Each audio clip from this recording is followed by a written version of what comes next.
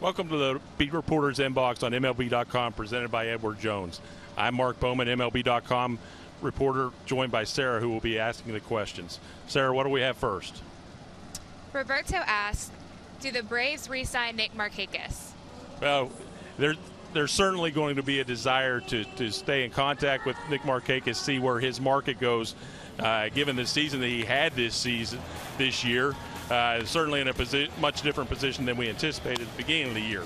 Now, as you look at it ahead, you say Nick Markakis is going to be 35 years old at the beginning of next season.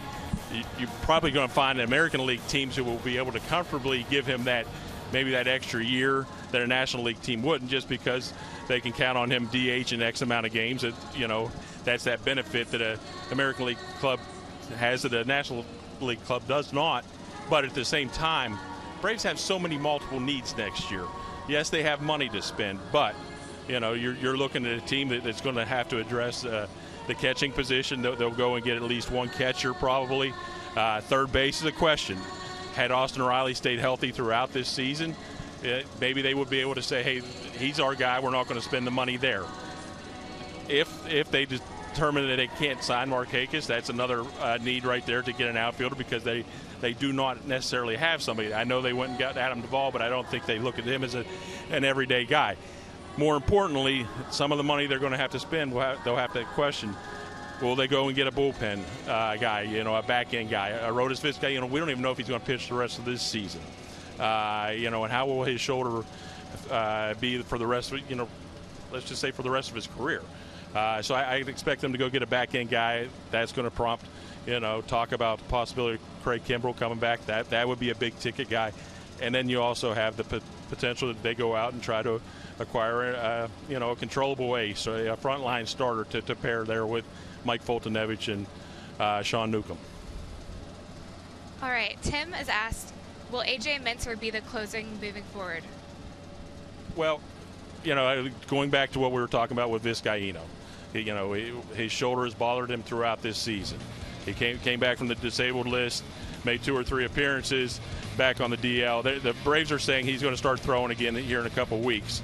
But, even if he starts doing that, you're still looking at a guy who's not going to return until second week of September. And, I think that they are being very optimistic and hopeful that he'll return. And let's say he does return. He wouldn't be thrown right back into the closer's role. And there's no certainty about how durable he will be when he returns. James wants to know, with the acquisition of Adam Duvall, should we expect a decrease in playing time for Charlie Culberson? Well, Charlie Culberson has been I liked when Freddie Freeman said a couple weeks ago that Charlie Culberson has been the team MVP. He's filled in there at second base when necessary for Ozzie Albies a couple weeks ago. The time he spent there in left field while Ronald Acuna Jr. was on the disabled list, he was invaluable during that stretch. They're going to try to keep his bat in the lineup.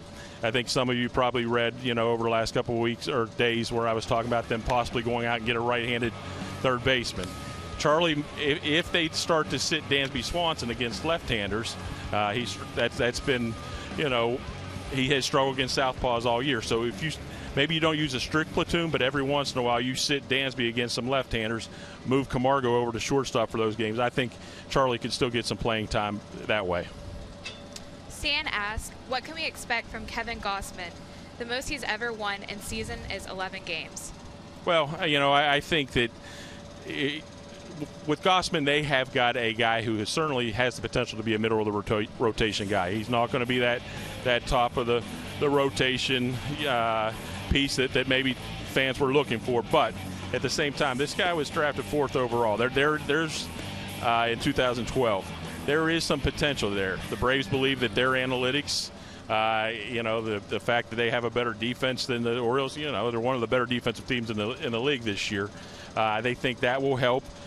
I think that most importantly, GAUSMAN's going to come in here, eat some innings. If he can have some success here in the National League and get outside the American League East, if you look at what he's did outside the American League East, he had like a 3.13 ERA this year. The potential is there for him to certainly provide some stability with the rotation that has a lot of uncertainty. You know, Mike Soroka's not going to pitch again this year. They don't know if Brandon McCarthy is. Julio Teheran is basically, you know, with the addition of GAUSMAN, now Julio's number 5, which a lot of evaluators have said that's basically what he's pitched like the last few years. So to add him and, you know, with Fultonevich, Newcomb, Sanchez, it could be a big addition. And, you know, the key is some of the kids that are also going to have to log some starts the rest of the way. Colby Allard, Touki Toussaint, and maybe even Luis Gohara. Seth wants to know, who will be the next Braves prospect to make his debut this year? Well, I think if I had to guess, Touki Toussaint will be the next prospect that we see up here, because he could make a start, you know, with as they move ahead, you know, with this 6-man rotation without ever simultaneously carrying 6 starters. They're just going to continue to try to get each of their starters an extra day of rest as frequently as possible the rest of the way. So, you know, he could fit into that mix. He also may become a bullpen piece. They are going to try to add some depth down there. Toussaint or Luis Gohara fit both of those roles. It's just going to be interesting to see how they make these roles interchangeable, you know, throughout the rest of the season. Do they go ahead and you don't want to continue to have a guy be a reliever here and then go back to starting. I think they want to find defined roles for them, but at the same time they're going to have to use a lot of different pieces if they're going to continue to give every guy an extra day of rest as they go through a stretch where I think they're playing 30 times within 31 days.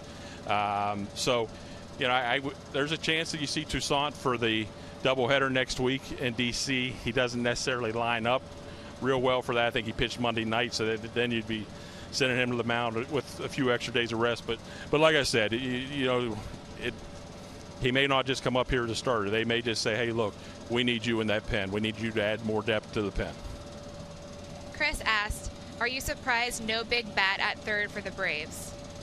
You know, not necessarily. I mean, you wanted I heard a lot of talk about Mike Moustakas, but I never heard any Braves officials mention that they were interested in Mike Moustakas, and I made that pretty clear, I'm sure, in a few stories that I wrote. And you know, there's going to be talk in August. You know, will they go out and get Donaldson because of the link that Alex Anthopoulos obviously has with Donaldson.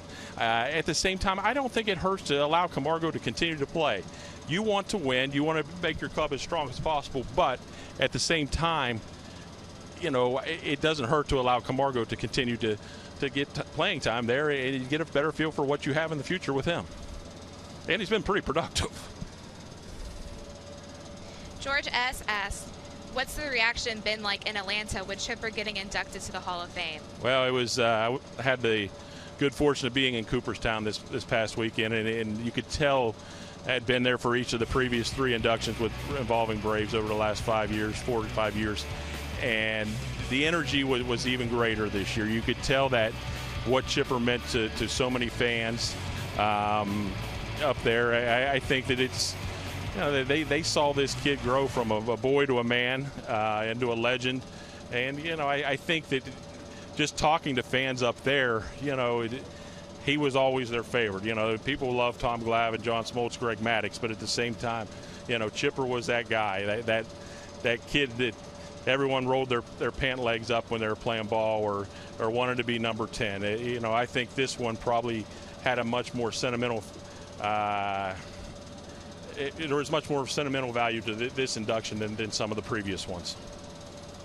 Dylan asked, what do you think the rotation will look like in September? Well, what did he say, what?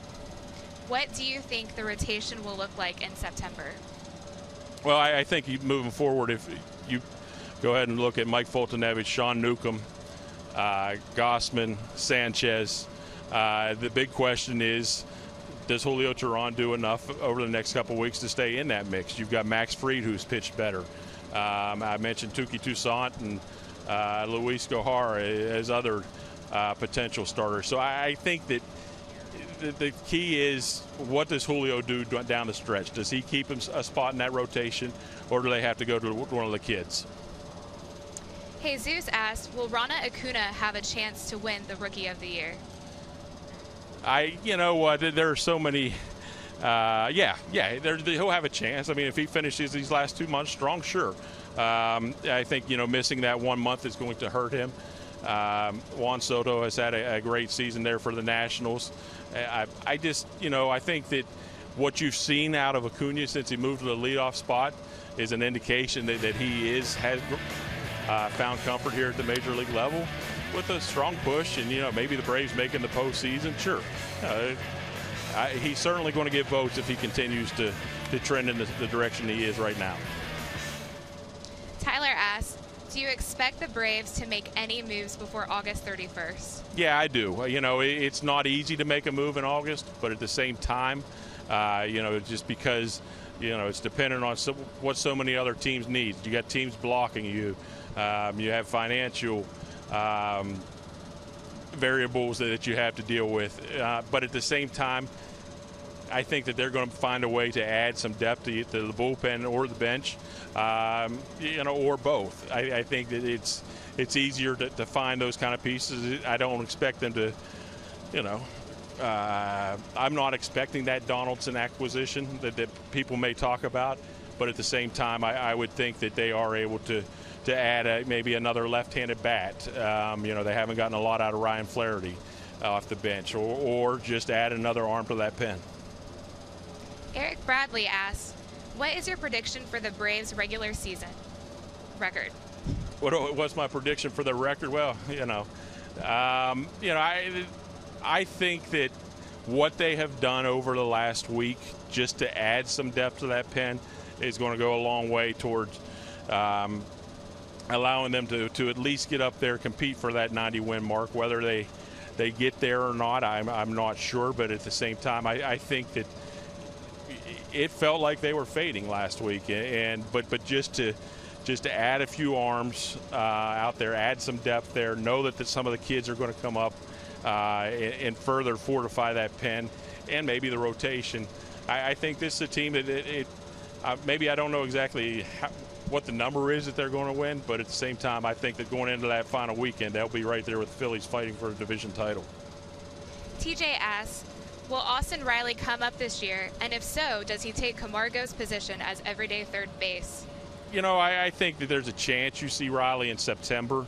How much he plays at that point in time remains to be seen. Had he not missed the month with the knee injury, yeah, I think that there might have been at this point right now, we might have a legitimate reason to say, hey, look, is Austin Riley ready? But I don't think it's fair to him. I think he came quick from Mississippi to Gwinnett this year, and I think that moving forward, you need to go ahead and allow him to develop there at the AAA level and be ready for next year. Thank you for watching the Beat Reporters Inbox on MLB.com, presented by Edward Jones. Tune in next time.